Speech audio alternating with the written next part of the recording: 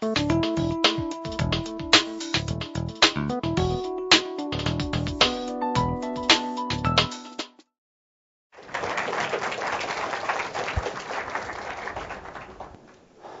you, Mr. Chairman. Good afternoon. Pleasure to be with you during this sunny day.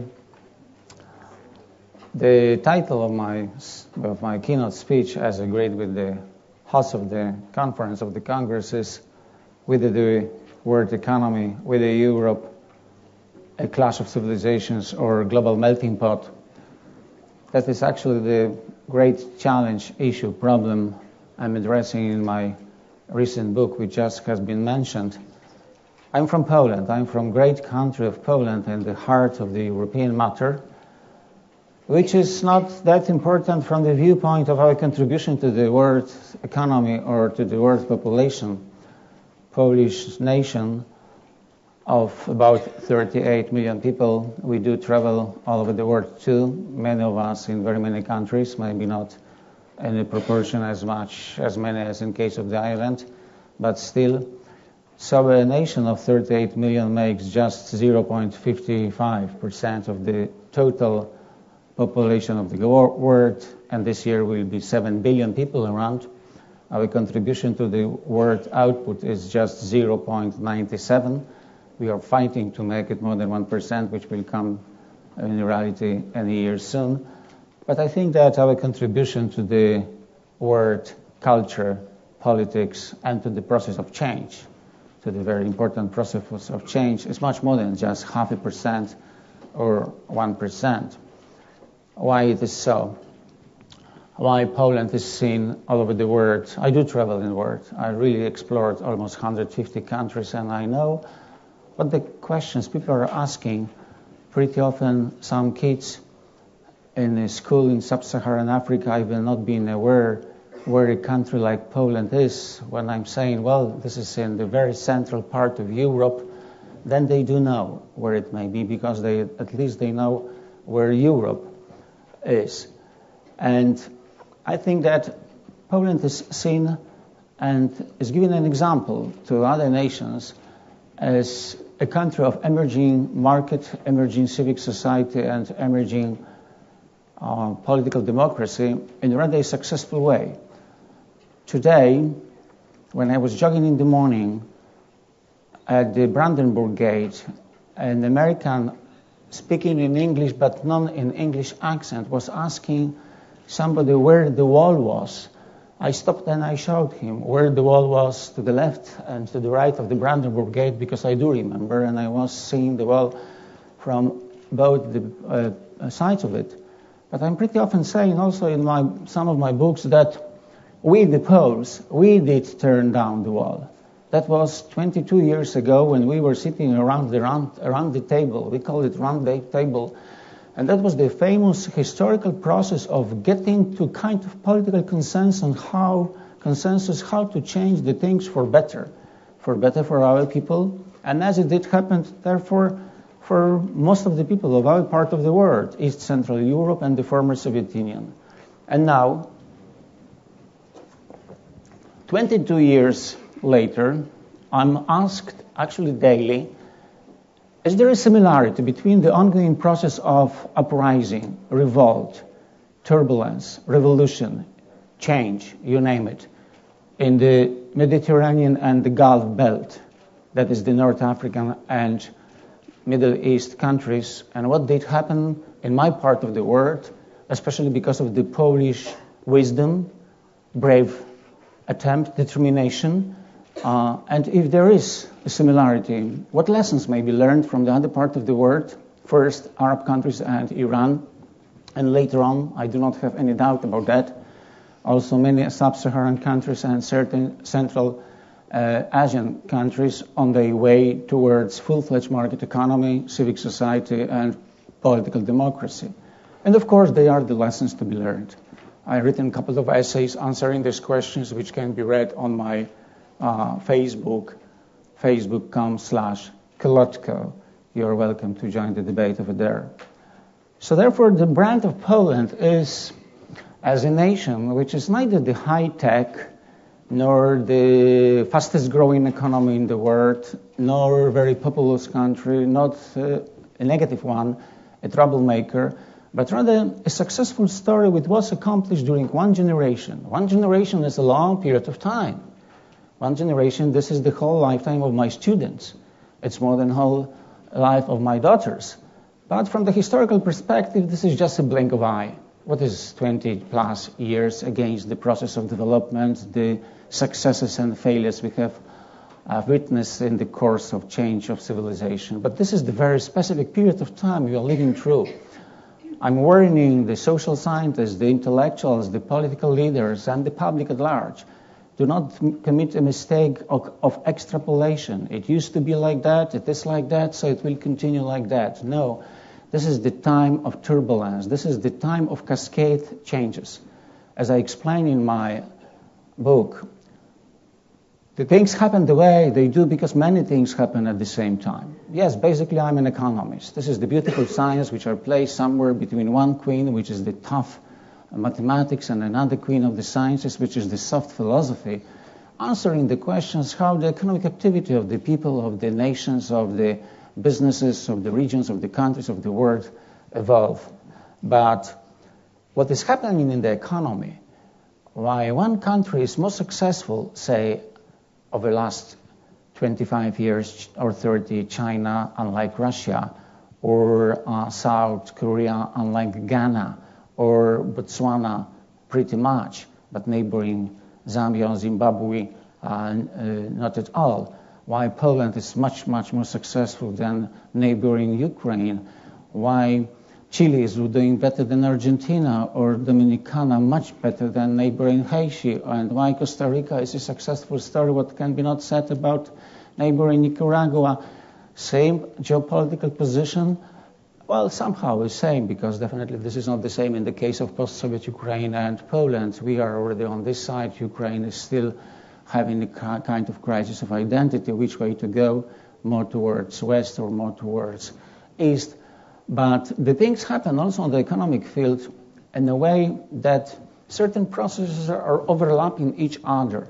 The things happen the way they do because many things happen at the same time. So one has to be able to take a look into the technological aspects of process of growth and development, the social content, the cultural ingredient, and unfortunately the economies, they have the temptation, they have the inclination to neglect the soft factors of development because they are not measurable.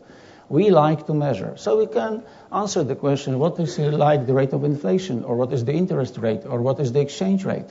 But what is the link between the culture, between the values, between democracy, between social society, a cornerstone, and the process of economic expansion? That is a little bit difficult to answer. Yet there are the countries which try to do. Not only the big and rich countries like, say, France recently, or some Scandinavian countries very much devoted to the model of social market economy and social democracy. I visited recently the Kingdom of Bhutan, when once upon a time, answering the question of the journalists from Financial Times, why they are not giving enough attention to growth of GNI, gross national income, the wise king answered, because there is something more important than GNI. What is it? Asked the journalist of Financial Times. And he got an answer. This is GNH, gross national happiness. And in these rather poor countries, placed somewhere between Tibet in China and India, they are aiming for maximization of gross national happiness, unlike we do in North America or in Europe or elsewhere. So I'm answering the question in the book, how the world evolves, where we are facing, what is the future of the world economy, but from the bolder perspective. What is the future of the world culture, polity? What is the future for democracy and non-democratic regimes? What is avoidable and what is not? The longest chapter about uncertain future, 100 pages, is talking about 12 great issues of future with capital letters, GIFs, some of them only of an economic nature. So we did the word economy. Definitely, there is the irreversible process of globalization. What's globalization? Globalization has many phases, and if one means by globalization the global capitalist system, so one may be in favor or one may be against, depends on one's values, etc.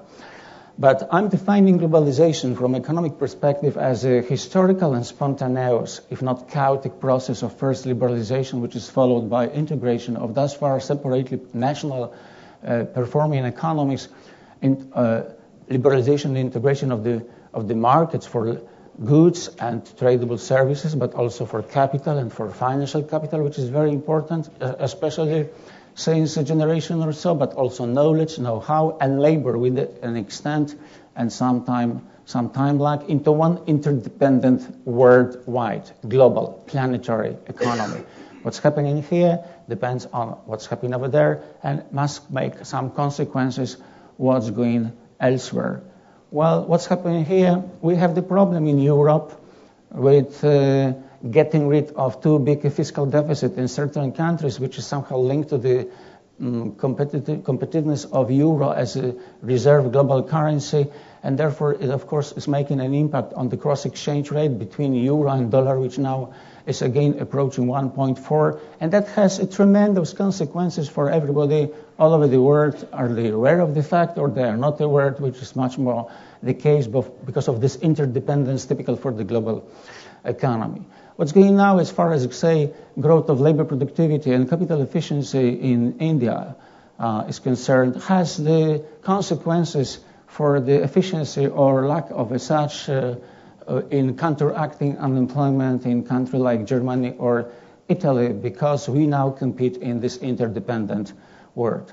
And I'm proving that globalization is good for us, per saldo, because there are the bad and the good sides. There are the merits and the backwardnesses. So there's not just a one-side exercise. But if you want to have the chances, the gains from new additional chances which globalization is bringing, according to this definition, one must expose himself or herself. One must open for also new risk. So therefore, this is the fine art, the matter of fine art of management of macroeconomic policy or microeconomic business management within the new environment where we will be able, which enables us to maximize the gains from new additional chances which are brought together with globalization, and at the same time, the ability to minimize the costs of risk which is indispensable. One may say, yeah, therefore globalization is a kind of game. It's a game for educated people, for intelligent people, for committed people, and first of all, for people with the ability to have a long run. One has to see beyond the horizon line. One has to see beyond next year's budget. One has to see, if one is involved in politics, beyond next parliamentary or presidential election. Otherwise, there's plenty of mistakes. And from that, there is the title which has been given by the American publisher to the book, Columbia University Press, Truth, Errors, and Lies, Politics and Economics in the Volatile World.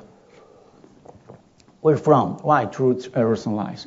When I listen to very many educated people which are supposed to know how the things work, and I hear that somebody is not correct, somebody is definitely wrong, saying over and over that 2 times 2 makes 5. So my question is, why he or she claims so? Is he mistaken? Does he commit error? Or is he simply lying? And if one is mistaken, we can discuss, we can find the common ground. Okay, take a look into other data you haven't seen before. You have to read this book because you don't know that theoretical approach, and that will help you to explain the nature of the process. This is the logic flow in your train of thought. Okay, I can then therefore also change my mind if I'm wrong and I'm convinced in an intelligent way that the things work, evolve in a different way. But pretty often, the people which are active in the public life, not only the politicians, but first of all the politicians and the policymakers, but also the journalists, the media people, unfortunately also the people of academia, I wouldn't say scholars, because scholar is committed to truth and only to the truth. There is no, unfortunately, a mistake, an error can happen even at the best university. Is it Humboldt in Berlin, or Harvard over there, or Lomonosov or Shanghai University? But there is no room for lying in the science. Science is about the truth. Lie happens in politics being an instrument of convincing the people to go into the wrong direction. We just heard during the previous speech from distinguished ambassador of a great small country of Ireland, there is no way to create an image if it is not supported by the fact. Of course, there is a way to create an image without any support of the facts. It's only the way to manipulate the public opinion. This is the great industry of marketing, etc., etc. And I think that here a couple of people can tell us much better than two of us, a diplomat or the professor, how to do it. So, therefore, there is a lot of lies as far as globalization, economic development, the causes of crisis, the ways out of crisis, the threats for the future are concerned. And one must be very careful when one wants to understand what's going on with the world economy, with the Europe, enabling himself or herself to distinguish between what is wrong and what is not correct, and if something is not correct, what is a lie and what is simply an error. So going back to the answer to the question, within the world, I think that the globalization will continue and must continue, but now the question is how to rationalize the globalization because it's not rational. This is the paradox of historical development. We've come in an indispensable way to overall independent planetary economy. We have the biggest problem now ever because we do have many global problems. Warming the climate, environment, terrorism, but on the economic side, free flow of capital, getting out of control labor. You want to know migration, you want to know what is the next big problem we'll face in the forthcoming quarters and years. The biggest challenge, that will be the mass migration of millions of people which will be getting out of control. This is just the spring. You will see how it will evolve. It will get out of control. Hundreds of thousands, millions of people will do everything what possible to leave South Asia, North and Sub-Saharan Africa, Caribbean, and Latin America, and the rich part of the world is completely not up to the challenge, and that will be very costly and very difficult process to bring it under control in a peaceful and democratic way, because the superior value of the West, at least it is declared, if you listen what they think about Libya or what they are now telling about even Saudi Arabia or Egypt, everything is concerned about democracy. Interesting, very, very much. Where they were half a year or a year ago. I haven't heard anything, I haven't read it in the Wall Street Journal or some, with due respect, the international papers that much concern about the human rights and democratic freedom in all of these countries. So one must be very careful, but getting out of control migration will cause a very big problem, because the world of the future is multicultural.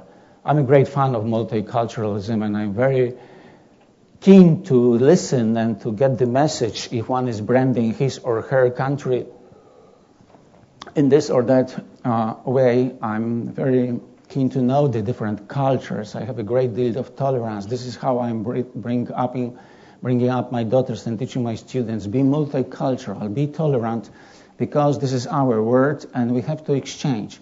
We have to exchange not only the goods which are being produced there and consumed here, but also the ideas, the values, and this world of the future will be much more complex than before.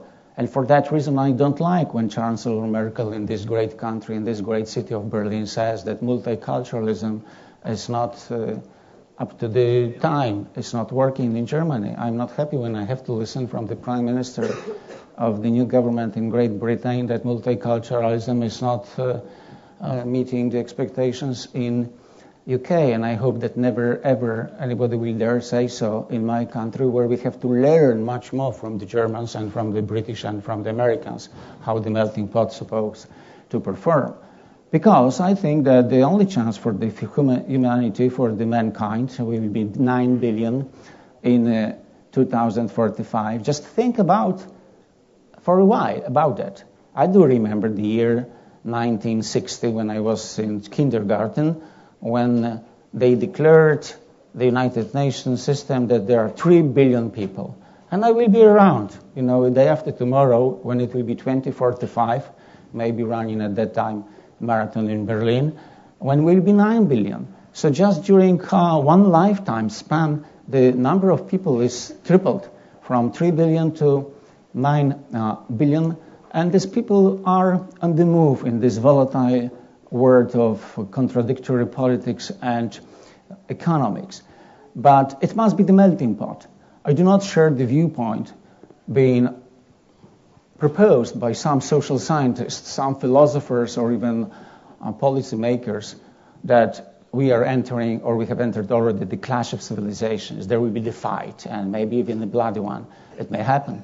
One must be very careful because the risk is around the corner. I just mentioned one risk which is coming, uncontrolled mass migration on the global scale. Yeah, I had foreseen this forthcoming, and now also already the reality, global and financial and economic crisis. One must be very careful because the things happen the way they do, because many things happen at the same time. Let me tell you that when I was 4 times Deputy Prime Minister and Finance Minister of Poland. When I was Deputy Prime Minister, I had top secret, very small inner circle, just 4 or 5 of us, the trusted expert, and never ever, even Prime Minister and President didn't know what we were talking about, and forget about media. We were talking how our country, Poland, can be brought to the crisis, how we can brought to our knees. And we draw the scenario, what must happen at the same time, at our same political and economic and cultural and financial space, to bring a severe crisis. Why? For the reason to act intelligently, to avoid such a scenario which was not indispensable a priori. It could happen. And it didn't happen because we managed a proper economic policy. And the proper economic policy, is it the great country of Republic of South Africa, or is it Turkey, is it the United States or UK, China or Russia, calls for 2 criteria at the same time. First, the aims must be defined in a proper way. We have to know where we are aiming. And pretty often, especially when it is based on the neoliberal, ill-advised economic thinking, there is the confusion of the ends with the means of the economic policy. Low inflation or balanced budget, I'm telling you, being 4 times rather successful finance minister, it's not a target of economic policy. These are the means to the economic policy, which is the sustained development, equitable growth, and so on.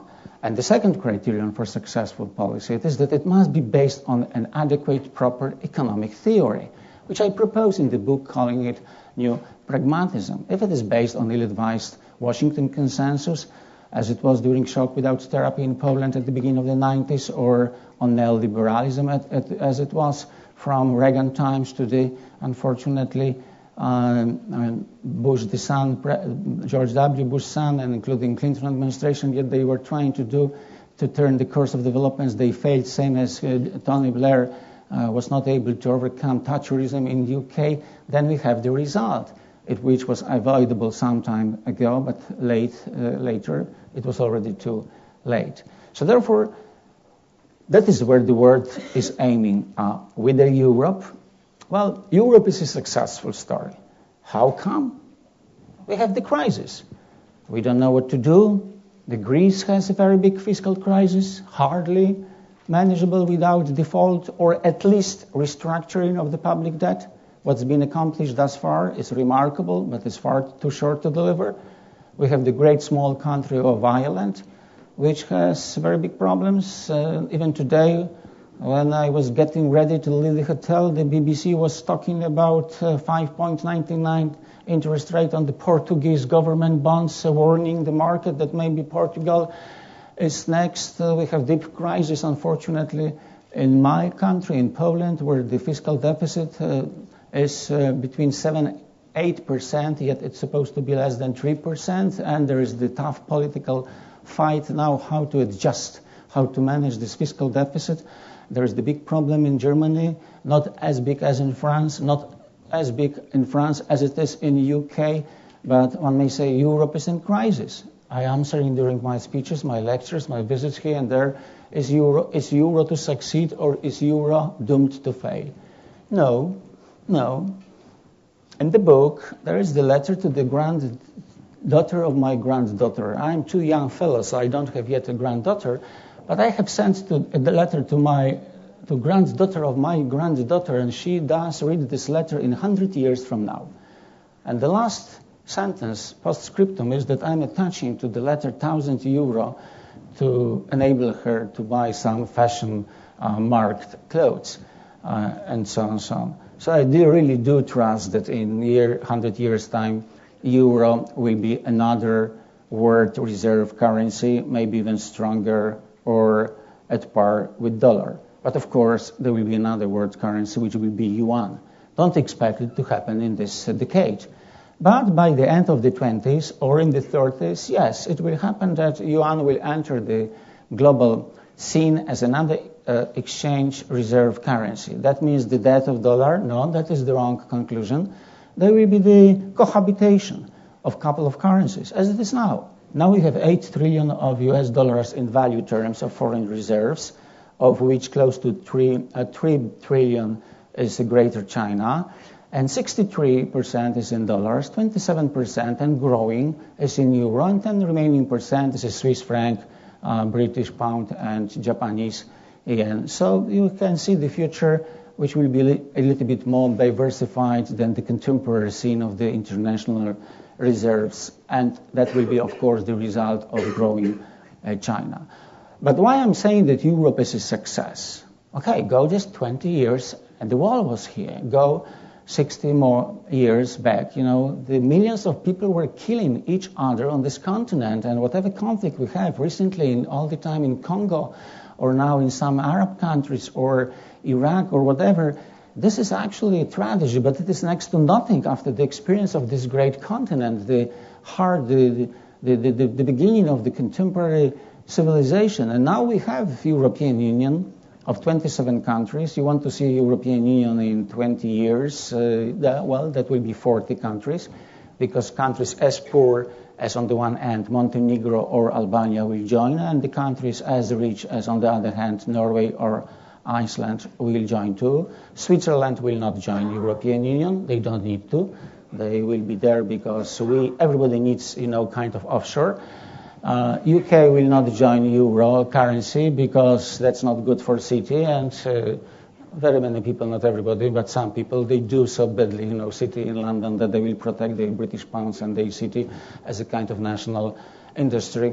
But Europe is a successful story to come to the conclusion that it gives an example to the other regions of the world how to tackle the regional problems, the local problems at the era of globalization. Regional integration is a positive answer for this unbalanced new chances and new risk, which is indispensably brought by ongoing irreversible globalization. And for that reason, I'm taking the opportunity of this conference here in the great historical city of Berlin, and I'm coming with the proposition which I call the Warsaw Initiative. In the second half of this year, in the fall semester, Poland, first time ever, will have the presidency of the European Union of 27 nations. We have benefit of joining the European Union as a successful country with management of economic policy, transition to market, democracy, and civil society. We've benefited a lot, and we contributed a little bit. And now, majority of people are enjoying that we are the member of the European Union, being aware that the gain has certain price tag attached. And I think that the same must be said in the case of Estonia and Lithuania, Slovakia and Slovenia, Romania and Bulgaria. So we may show to the remaining part of the world how to take the regional integration process to one's advantage from the viewpoint of fueling the process of raising labor productivity, capital efficiency, technology, quality of human capital through openness and integration with the other parts of the world, but best first with our part of the world we are from. So therefore, the Warsaw Initiative during Polish presidency in the European Union should promote the European model of integration for other regions of the world. Is it Mercosur in South Africa or NAFTA in North America? Is it CARICOM in the Caribbean region or Association of Southeast Asian Nations in Southeast Asia? This is the post-Soviet CIS, Commonwealth of Independent States of SADC, Southern African Development Council. This is the Gulf Council or South Asia Association of Regional Cooperation. Is it ECOWAS, to some extent successful. They have longer time, a part of them, a common currency, CEFA, than we do have in Europe, for the time being only to 17 countries. Or this is Economic Council of 5 nations, Tanzania, Kenya, Uganda, Rwanda, and Burundi in East Africa. So European Union, European process of integration and transforming at the era of globalization, where it works also from the part of the East European countries like Poland as an instrument for catching up, because we are growing due to this integration much faster than the richer part of the world. It's a kind of pattern. It's a kind of positive experiment. It's a kind of example from which the other nations and regions may learn. And that is the Warsaw Initiative, that during this turmoil, this world of crisis, this world of interdependence, this world of cultural shift and a debate, is it going to be the clash of civilization of the global melting pot, we may contribute a technical assistance, a know-how, a knowledge to the nations all over the world, how to take advantage of the regional integration as an instrument to upgrading a culture, economy, polity, how to catch up all over the world for the better of all the mankind, of all the 7 billion people which we do have around. More, read the book and be sure not to hesitate to join us in the debate from facebook.com/Kolodko. Thank you very much.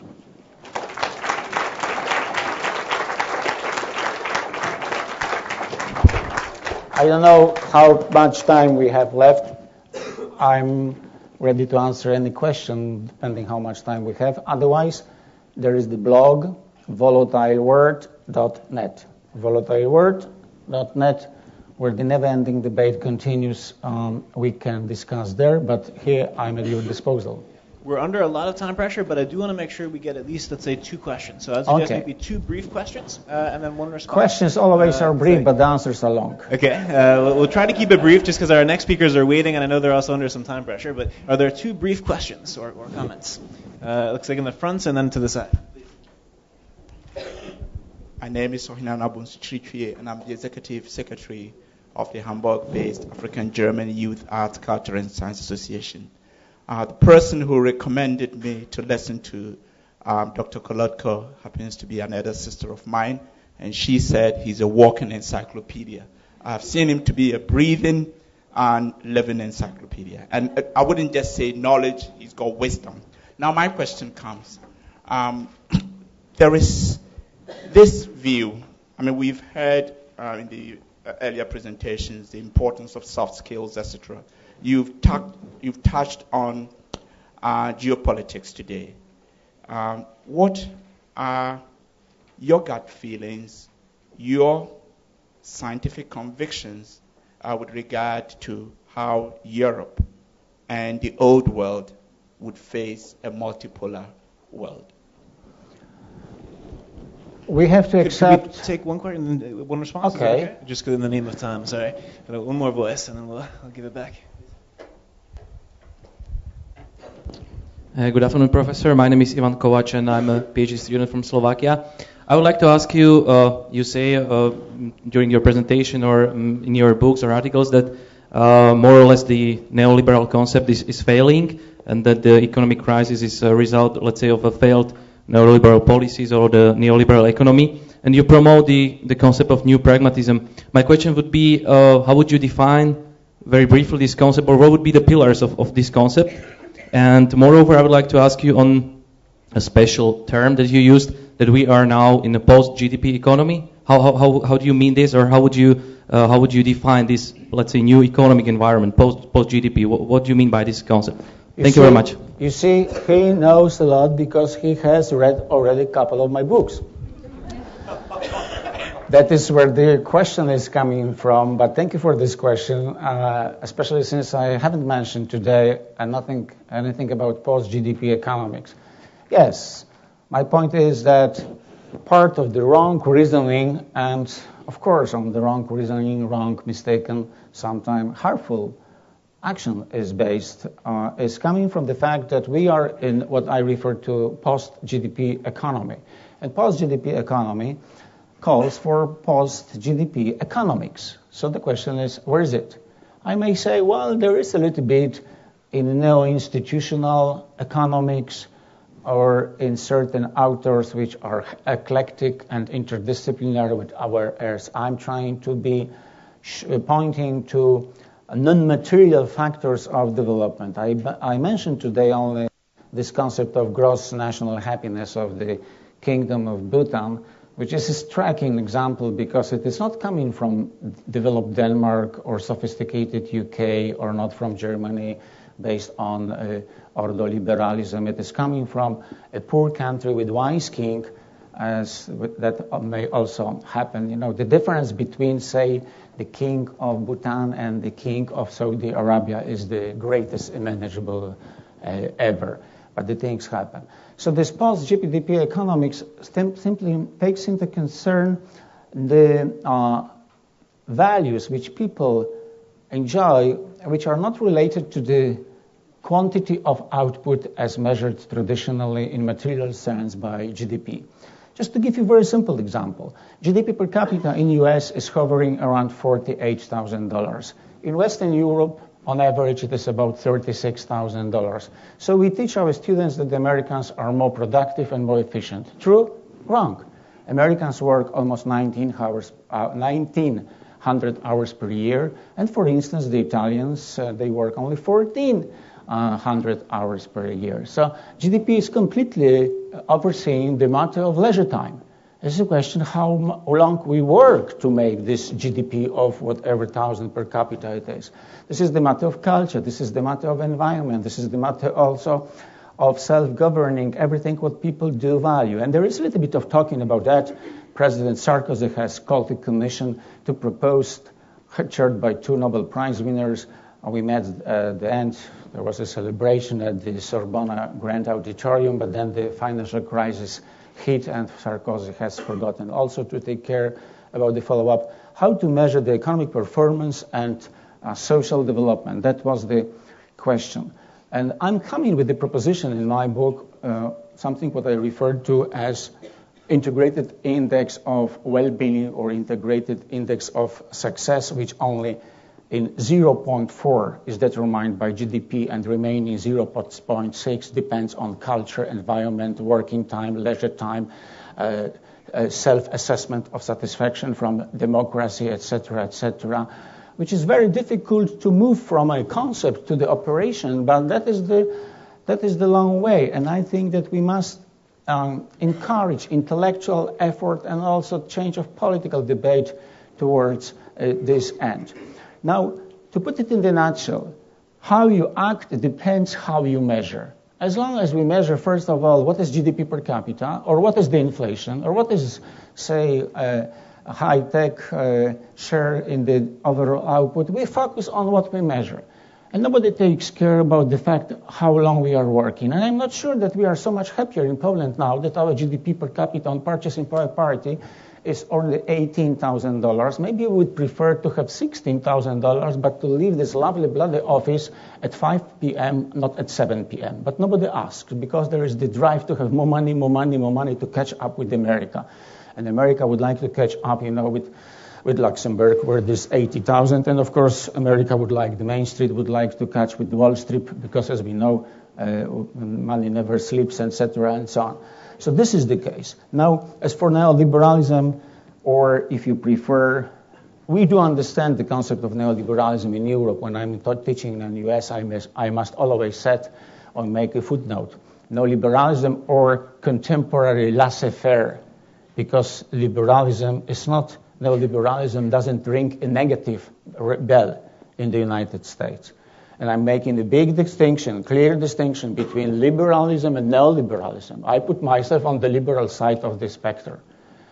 Freedom, private property, democracy, competition, etc. These are the great liberal ideas we must attempt to build ourselves, our life, our countries, our businesses, and our civilization into the future.